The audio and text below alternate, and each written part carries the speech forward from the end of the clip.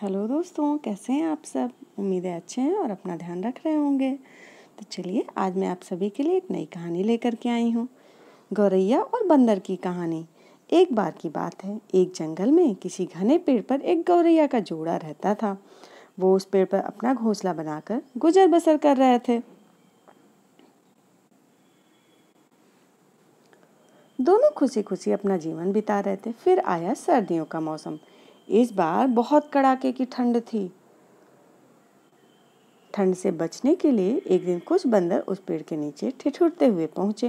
तेज ठंडी हवाओं से सभी बंदर कांप रहे थे, बहुत परेशान थे। पेड़ के नीचे बैठने के बाद वो आपस में बात करने लगे। काश कहीं से आग सेकने को मिल जाती तो ठंड दूर हो जाती। इसी बीच एक बंदर की नज़र पास पड़ी सूखी पत्तियों पर पड़ी। उसने दूसरे बंदरों से कहा, चलो इन सूखी पत्तियों को इकट्ठा करके जलाते हैं। उन बंदरों ने पत्तियों को एक जगह इकट्ठा किया और उन्हें जलाने का उपाय करने लगे। ये सब पेड़ पर बैठी गौरैया देख रही थी।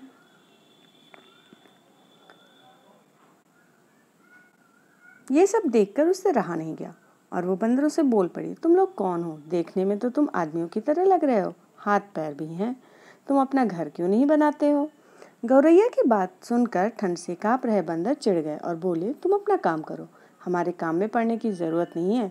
इतना कहने के बाद वो फिर से आग जलाने के बारे में सोचने लगे और अलग अलग तरीके अपनाने लगे। इतने में बंदरों की नज़र एक जुगनू पर पड़ी। वो चिल्लाने लगा, देखो ऊपर हवा में चिंगारी है, उसे पकड़कर आग जलाते हैं। ये सुनकर सारे बंदर उसे पकड़ने के लिए अलग अलग तरीके अपनाने लगे।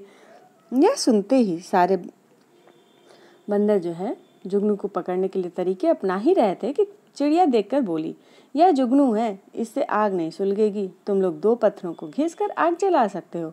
बंदरों ने चिड़िया की बात को अनसुना कर दिया। कई कोशिश के बाद उन्होंने जुगनू को पकड़ लिया और फिर उससे आग जलाने की कोशिश करने लगे, पर वो इस काम में कामयाब नहीं हो पाए और जुगनू उड़ गया। इससे बंदर निराश हो गए। इतने में फिर से गौरैया बोल उठी, आप लोग मेरी बात मानिए, पत्थर रगड़ कर आप आग जला सकते हो। इतने में एक गुस्साए बंदर ने पेड़ पर चढ़कर गौरैया के घोंसले को तोड़ दिया। यह देखकर चिड़िया दुखी हो गई और डर कर रोने लगी। इसके बाद वो उस पेड़ से उड़कर कहीं और चली गई। तो इस कहानी से हमको ये सीख मिल रही है कि जरूरी नहीं कि हर किसी को ज्ञान या उपदेश दिया जाए। उपदेश उसी को देना चाहिए जो समझदार हो और बातों को समझे। बेवकूफ़ को उपदेश देने से खुद का ही नुकसान होता है। तो दोस्तों, कैसी लगी कहानी? अच्छी लगी ना? तो इसे लाइक, शेयर और सब्सक्राइब जरूर करिएगा। Thanks for watching. Bye bye.